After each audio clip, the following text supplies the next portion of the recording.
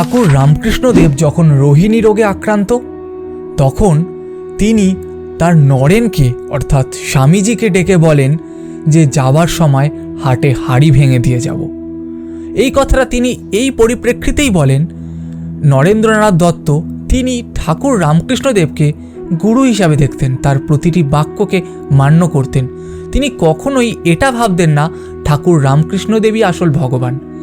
এই কথাটার পরিপ্রেক্ষিতেই তিনি এই কথাটা বলেছেন। 1886 সালের 1 জানুয়ারি ঠাকুর রামকৃষ্ণদেব কল্পতরু হলেন, অর্থাৎ তার ভক্তরা দেখলেন তার শরীরের পেছনে এক অদ্ভুত বলয়, আভা। আর সেই দিনকে তার গৃহী শিষ্যরা তার কাছে যা চেয়েছিলেন প্রত্যেকের মনোবাঞ্ছা পূর্ণ হয়েছিল। তিনি তাদের মুক্তির এক অমোঘ পথ বলে দেন। আসলে কল্পতরু হলো একটি গাছ, যেই গাছ বা বৃক্ষর তলায় যদি গিয়ে আমরা কিছু চাই, সেই মনোবাঞ্ছা আমাদের পূর্ণ হয়।